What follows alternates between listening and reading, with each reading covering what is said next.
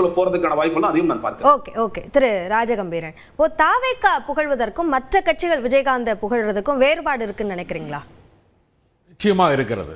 ஏன்னா ரெண்டுமே அடிப்படையில் சினிமா கட்சி.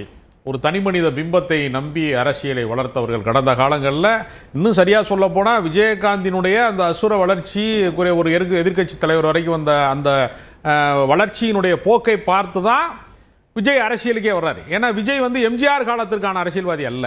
ஏன்னா எம்ஜிஆர் அவர் பார்த்துருக்கிறாரான்னு நமக்கு தெரியல. ஏன்னா அவர் அதற்கு பிந்தைய காலத்தை சேர்ந்தவர். அவர் அதனால் விஜயகாந்தை பார்த்து தான் அவரோட சேர்ந்து ஒன்றா படம் நடிச்சிருக்கிறாரு. விஜயகாந்தை கதாநாயகனாக அடையாளப்படுத்தியதில் எஸ் சந்திரசேகருக்கு ஒரு பெரிய பங்கு இருக்கிறது. அதனால் அவங்க குடும்பம் சார்ந்து, அவங்க சந்தித்த ஒரு நடிகர் சார்ந்து அவரே இவ்வளவு உயரத்துக்கு வருகிறார் என்றால் நமக்கு இன்னும் ரசிகர்கள் கூடுதலாக இருக்கிறாங்க, நம்ம ஏன் இன்னும் சில உயரங்களை அடையக்கூடாது அப்படிங்கிற ஒரு உளவியலிருந்து அவங்க வர்றாங்க.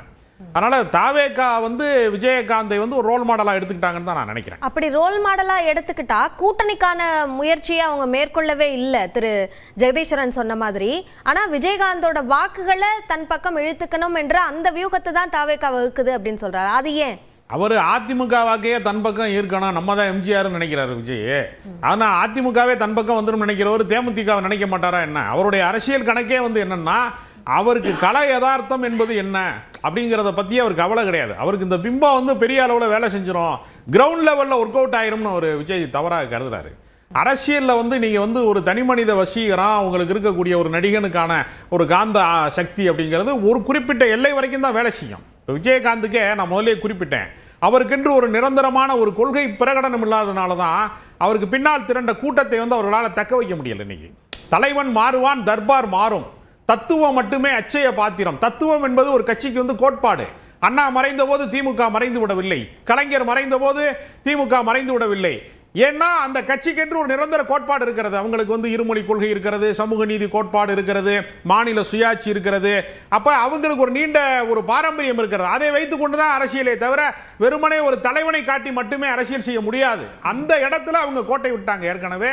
அதனால அது ஒரு கொள்கை பிரகடனமாக இந்த கோட்பாட்டுக்கான அரசியல் என்று நமக்கு தேமுதிகவை வரையறுக்க முடியாது. இப்ப கூட நீங்க அவங்க எந்த கட்சிக்கு வேணாலும் போகலாம், எந்த கூட்டணிக்குள்ள வேணாலும் போகலாம் நினைக்கிற காரணம் அவர்களுக்கு கொள்கையில் இல்ல. இப்ப திருமாவளவன் சொல்றாருல, நாங்கள் எத்தனை முரண்பாடு வந்தாலும் விசிகா திமுக கூட்டணியில தான் நீடிக்கும், இந்த கிரவுண்டுக்குள்ள தான் நாங்கள் விளையாடுவோங்கிறாரு. முரண்பாடு உண்டு, நட்பு முரண் உண்டு, பகை முரணா மாற்ற மாட்டோம். ஏன்னா எங்களுக்கு அடிப்படை கொள்கை ஒன்று இருக்கு. நாங்கள் வகுப்புவாதத்திற்கு எதிராக, சனாதனத்திற்கு எதிராக, நாங்கள் வெறுப்பு அரசியலுக்கு எதிராக நாங்கள் ஒரு களத்தில் நிற்கிறோம். அம்பேத்கரி அரசியலில் நாங்கள் நிற்கிறோம்.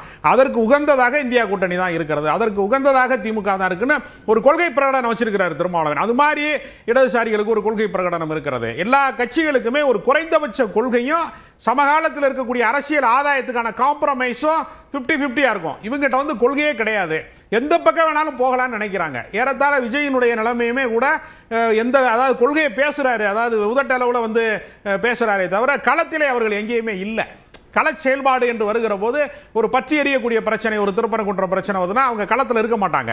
எந்த பிரச்சனைக்குமே அவர்கள் களத்துக்கு வரமாட்டாங்க. அப்படிங்கிறப்ப எல்லாமே பனையூர் பங்களால ஒரு போட்டோவுக்கு மாலை சாத்துறதுலயே முடிஞ்சிருச்சு எல்லா பிரச்சனையும் அப்படின்னு நினைக்கிறாங்க. அது களத்தில் வேலை செய்யாது என்பது தாவேகா போன்றவர்களுக்கு புரியாத புதிராக இருக்காது. அப்போ தேமுதிகவும் தாவேகா பக்கம் போனால் தங்களுக்கான சீட்ட எண்ணிக்கை அதிகமாக இருக்கும் என்ற அடிப்படையில் கூட அந்த முடிவை எடுக்க மாட்டாங்க. ஒரு நாள் தேமுதிக போகாது. தங்களுக்கு பின்னால் வந்த ஒரு அரசியல் கட்சி, நம்ம அரசியல் ரீதியாக 2005 உருவான கட்சி, 20 ஆண்டு கால அரசியல் கட்சி, எதிர்கட்சி தலைவர் வரைக்கும் நம்ம பார்த்துட்டோம். திமுக அதிமுகவில் பேர வலிமையை கூட்டி அதிகாரத்தை அடைவதுதான் தேமுதிகவுக்கு இலக்கே தவிர புதிதாக உருவாகிற கட்சியோடையெல்லாம் பரிசோதனை முயற்சிக்கெல்லாம் அவங்க தயாரா இருக்க மாட்டாங்க. காங்கிரஸே தயாரா இல்லை. சும்மா காங்கிரஸ் இருக்கக்கூடிய 2ஆம் கட்ட தலைவர்கள் பேச்சுவார்த்தை பண்றாங்கிறதுலாம் சந்திப்பு தான், ஒரு மரியாதை நிமித்தமான சந்திப்பு அல்லது ஒரு அரசியல் உரையாடல் வரைக்கும் தான் வரும், கூட்டணி வரைக்கும் அது வராது. அதனால அதற்கெல்லாம் சாத்தியம் இல்லை. தாவேகா பக்கம் ஒரு நாளும் தேமுதிக போகாது. அவங்க திமுக சீட்டு கேட்டா நம்ம உறுதியா ஜெயிச்சிடலாம்னு அவங்க முயற்சி பண்ணிட்டு இருக்காங்க, கதவை தட்டிக்கிட்டு இருக்காங்க. அதே மாதிரி அதிமுகவில் கூடுதல் வலிமையாக நமக்கு ஏதாவது தருவாங்களாங்கிறத முயற்சி பண்றாங்க. எந்த பக்கம் வெற்றி வாய்ப்பு அதிகமாக இருக்கிறதோ, எந்த பக்கம் அதிகாரம் சாத்தியப்படுமோ அந்த பக்கம் தான் போவாங்களே தவிர தாவேகா பக்கம்லாம் தேமுதிக போகாது. அதற்கான சாத்தியமே இல்லை. ஓகே திரு ராம்கி, இப்போ விஜயகாந்த் மாதிரி தான் விஜயும் கொள்கை அது சார்ந்த தெளிவு இல்லாமல் இந்த கட்சியினுடைய நடத்தல், அந்த வழி நடத்தல் எல்லாமே இருக்கிறது. அந்த அடிப்படையில் தான் தொண்டர்களை தக்க வைக்க முடியாமல் தேமுதிக போனது என்ற கருத்தை சொல்றார். உங்களுடைய பார்வை என்ன?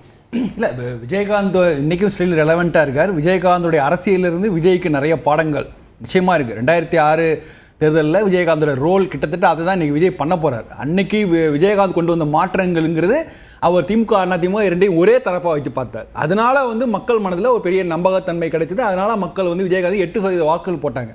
இன்றைக்கி விஜய் ஆரம்பிக்கும் போது திமுக எதிர்ப்பு பாஜக எதிர்ப்பு ஆரம்பித்தா இன்றைக்கி அவர் திமுக எதிர்ப்பை தான் பிரதானப்படுத்துகிறார். அன்றைக்கி விஜயகாந்த் ஃபேக்டர் எல்லா இடத்துலையும் பரவாயில்ல. வட தமிழ்நாட்டில் முக்குளத்தோருக்கான வாக்குகள் அதிமுக பக்கம் போல, சாரி தென் தமிழ்நாட்டில், வட தமிழ்நாட்டில் வன்னியர் வாக்குகள் அதோடைய வீழ்ச்சி குறைஞ்சிச்சு. ஸோ அதனால் பார்த்தீங்கன்னா எண்ட் ரிசல்ட் பார்த்தீங்கன்னா திமுகவுக்கும் அதிமுகவுக்கும் ஒரு 100 இடங்கள் கூட தாண்டி போக முடியாமல் கிட்டத்தட்ட ஒரு மைனாரிட்டி அரசு ஜெயலலிதா அவர்கள் தொடர்ந்து சொல்லிட்டு இருக்க காரணம் விஜயகாந்த் ஃபேக்டர் தான். அவர் ஒரு பெரிய ரோல் பிளே பண்ணார். அது போன்ற ஒரு குழப்ப நிலை இன்னைக்கும் வருவதற்கான வாய்ப்புகள் நிறைய இருக்கு. ஆனால் 8% இன்னைக்கு 20% 30% பேச ஆரம்பிச்சிட்டாங்க விஜய். ஸோ அது ஒரு பார்க்கட்டும். நான் என்ன சொல்றேன்னா, இன்னைக்கு இந்த உத்தேச பட்டியல்னு ஒன்று இருக்குல்ல, இந்த உத்தேச பட்டியல் யார் வெளியிட்டாங்கிற அதுக்கே ஒரு என்கொயரி கமிஷன் வச்சாகணும். அது என்கொயரி கமிஷன் வச்சா என்ன பிரச்சனைனா, அந்த என்கொயரி கமிஷன் ரிசல்ட் வரதுக்குள்ள அடுத்த பட்டியல் வந்துடும். அதுதான் பிரச்சனை.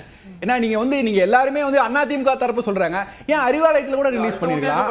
அறிவாலயத்திலிருந்து சத்தியமூர்த்தி பவனுக்கான ஒரு செய்தியை கொடுக்கலாம். இங்க பாருங்க, பாஜக 23 சீட்டு தான் கேட்குது அப்படி சொல்லி நீங்க இவ்வளவு கேட்கறீங்களேன்னு சத்தியமூர்த்தி பவனுக்கான ஒரு செய்தியா கூட இருக்கலாம். இல்ல பனையூர்ல கூட ரிலீஸ் பண்ணிக்கலாம். இங்க பாருங்க, பாஜக இவ்வளவு கேட்குது, இவ்வளவு பெரிய கட்சிகள் இவ்வளவுதான் இருக்குது, அதனால எங்களால இவ்வளவுதான் தர முடியும்னு கூட பனையூர்ல இருந்து கூட ஒரு செய்தியா இருக்கலாம். அதனால எந்த முகாமில் இருந்து இந்த அறிக்கை, இந்த உத்தேசப்படி வெளியானதுங்கிறதுக்கான எந்த விதமான கன்ஃபர்மேஷன் இல்ல. அதனால அதை பற்றி விவாதிக்கிறது அதை அடிப்படையாக ஓபிஎஸ் டிடிவி அவர்களுக்கான ஒரு செய்தியாகவும் அது வெளியிடப்பட்டது என்ற ஒரு கருத்தும் கூட சொல்லப்பட்டது. இல்ல அதுதான் என்னன்னா, நீங்க இப்ப அவர் சொன்னார்ல, அவர் ஜெகதீஷ் நண்பர் ஜெய் சொன்னதுதான்.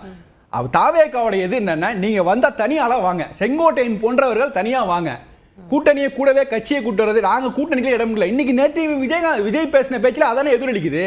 பாருங்க, நீங்க என் மேல என் கட்சியில இணைஞ்சிங்க, உங்க கட்சி எடுத்து என் கட்சியில கரைச்சிங்க, தனியா வாங்க. இல்ல தனியா இருப்பனா இல்ல அணியா வருவனா அப்படின்றது எப்போதுமே சஸ்பென்ஸோட இருக்கணும். அப்படின்னும் போது அணியாக மாறுவதற்கும் வாய்ப்பு இருக்கு. அதுக்கு முன்னாடி சொன்ன அவர் ஸ்டேட்மெண்ட் கனெக்ட் பண்ணி பாருங்க. நான் யாரு சின்ன சின்ன கட்சிக்கெல்லாம் பை சொல்ல அவருக்கே சஸ்பென்ஸ் தான், நமக்கு அவருக்கே சஸ்பென்ஸ். ஆனா அவர் சொன்னதுல இந்த சின்ன சின்ன கட்சிகளால பை சொல்ல அவசியம் இல்லைங்க, நாங்க பெரிய கட்சி, எங்க ரேஞ்ச் வேற அப்படி சொல்றதுல என்ன அர்த்தம் இருக்குன்னா, நான் சின்ன சின்ன கட்சியெல்லாம் கூட்டு வந்து அப்படி சொல்லல, அப்படி சின்ன சின்ன கட்சின்னு சொல்லல, களத்துல இல்லாத கட்சியை பத்தி நான் கவலைப்படல. அவர் சொன்னத அர்த்தம் என்னன்னா, நீங்க எல்லாம் சின்ன சின்ன கட்சி அதிமுக பத்தி கவலைப்படலன்னு சொன்னாரு, பாஜக பத்தி கவலைப்படலன்னு சொன்னாரு. ஓபிஎஸ் தினகரன் உட்பட பல கட்சிகள் பனையூர் போருக்கான பல முயற்சிகள் செய்து அது பனையூர் கதவுகள் பல கட்சிகளுக்கு திறக்கப்படவே இல்லை, இன்று வரை திறக்கப்படவில்லை. நீங்க வந்தா தனியாளா வாங்க, நான் அகாமடேட் பண்ணிக்கிறேன், இல்ல வந்தா எங்க கட்சியில சேர்ந்துங்க. அவர் சொன்ன மாதிரி தான், ஜெகதீஷ் சொன்ன மாதிரி தான், விஜயகாந்த் வாக்குகளை கொண்டு வந்தா அவர் எடுத்துப்பார். விஜயகாந்த் வாக்கு என்கிட்ட வந்துரும் அவர் நம்புறார் விஜய். அதனால அவர் விஜயகாந்துக்கு போற்றி புகழ்ந்து பேசுவார், அவருக்கு படத்துக்கு மாலை போடுவார், இல்ல விஜயகாந்த் ரசிகர்களை கவரும் நிறைய விஷயங்கள் பண்ணுவார், இல்ல விஜயகாந்த் மாதிரியே மேக்கப் போட்டு அவர் படத்துல ஒரு சீன் கூட வைப்பார், அதெல்லாம் செய்வார். ஆனா விஜயகாந்த் கட்சியோட கூட்டணி செய்வதற்கு விஜய தயாரா இருக்க மாட்டார். நீங்க தேமுதிகவே தெரியும். அப்படியாக இருந்தா அதிகாரத்துல பங்குன்ற உத்தரவாதத்தை ஏன் அவர் முதல் மாநாட்டிலே கொடுக்கிறாரு? அவர் கான்ஃபிடன்ட், அதுதாங்க சொல்வதன் மூலமாக பல பேரை எங்க